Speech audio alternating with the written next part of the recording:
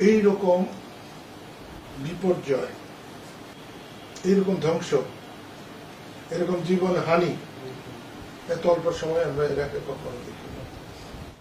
বৈষম্য বিরোধী এবং কোটা সংস্কার আন্দোলনের সফলতার জন্য আমি তাদেরকে, ছাত্র সমাজকে, যুব সমাজকে, সর্বোপরি জনসাধারণকে অভিনন্দন জানাই, ধন্যবাদ জানাই। তাদের এই বিজয় তারা ধরে রাখতে পারুক, মানুষের কল্যাণ হোক, দুর্নীতিমুক্ত সমাজ প্রতিষ্ঠা হোক, এটা আমাদের সকলের কাম্য। যারা নিহত হয়েছে আমি তাদের আত্মার মাগফিরাত কামনা করছি। এই সাথে একটা জিনিস বলবো, এই দেশটা আমি এর আগেও বলেছি, আওয়ামী লীগের না, বিএনপির না, জামাতের না, 14 দলের না, এই দেশটা 18 কোটি মানুষের। গতকাল সর্বজন শ্রদ্ধেয় এবং গ্রহণযোগ্য একজন মানুষ অধ্যাপক ইউনূস অন্তর্বর্তীকালীন সরকার গঠন করেছেন এবং তার প্রধান হয়েছেন। গত কিছুটা দিন তার উপরে যে জুলুম করা হয়েছে, আমার কাছে সেটাকে জুলুমই মনে হয়েছে। এবং এই অধ্যাপক ইউনূসকে যদি আমরা দেশের পক্ষে খাটাতে পারতাম, দেশের কাজে খাটাতে পারতাম, তাহলে বাংলাদেশ আরো বেশি লাভবান হতো, অনেক বেশি। তো তার সরকার গঠন করেছেন, আমি আশা করি মানুষের আশা আকাঙ্ক্ষা তিনি পূরণ করতে পারবেন। আমি গতকালকেই তার সরকারকে আমি অভিনন্দন জানিয়েছি, সমর্থন জানিয়েছি। যারা আন্দোলন করে দেশকে একটা অব্যবস্থার হাত থেকে রক্ষা করেছেন তাদেরকেও অভিনন্দন জানিয়েছি। ব্রিটিশ আমল থেকে এ পর্যন্ত থানার থেকে সব পুলিশ পালিয়ে এসেছে বা চলে এসেছে, এমন ঘটনা ঘটেনি। আমি সব পুলিশকে আহ্বান করবো যে আপনারা থানায় যান, আপনারা আইনের নির্দেশ মেনে চলবেন, কোন দল, কোন ব্যক্তি, কোন গোষ্ঠীর নির্দেশে না। আপনাদের পিছনে সারা দেশ থাকবে। আর যদি আবারও গোষ্ঠীবাজি করেন, দলবাজি করেন, ব্যক্তিবাজি করেন, আপনাদের কোনো ভবিষ্যৎ নেই। আরেকটা জিনিস আমার চোখে বেঁধেছে, আমি কোনোদিন সংখ্যা গুরু আর সংখ্যা লঘু এটা বিশ্বাস করিনি কোনোদিন। আমি ধর্মে মুসলমান, আরেকজন ধর্মে হিন্দু, কেউ সংখ্যা গুরু কেউ সংখ্যা লঘু এটা আমার বিশ্বাস।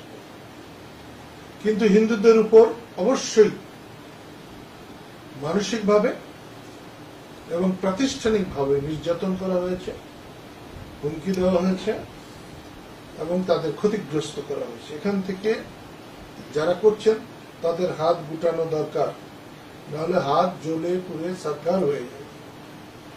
আমি আরেকটা কথা বলতে চাই, শেখ হাসিনা আর বঙ্গবন্ধু এক কথা না। ছাত্ররা যে আন্দোলন করেছে সেই আন্দোলনকে বিপথে পরিচালিত করার জন্য এটা স্বাধীনতার বিরুদ্ধে নিয়ে যাওয়া হয়ে গেছে, এটা বঙ্গবন্ধুর বিরুদ্ধে নেওয়া হয়েছে, মুক্তিযুদ্ধের বিরুদ্ধে প্রায় চলে গেছে। এইখানে আমি সাবধান করব, যারা আন্দোলন করে সফল হয়েছেন, সফলতার পূর্ব শর্তই হচ্ছে ন্যায় বিচার, অন্যের প্রতি ভালো আচরণ, বিনম্রতা।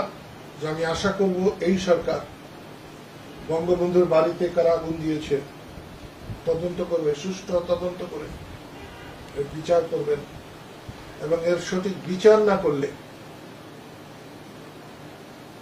এই সরকারকেও তার জবাবদিহিতা করতে হবে। বঙ্গবন্ধু এদেশের সম্পদ, বঙ্গবন্ধু এদেশের সম্মান,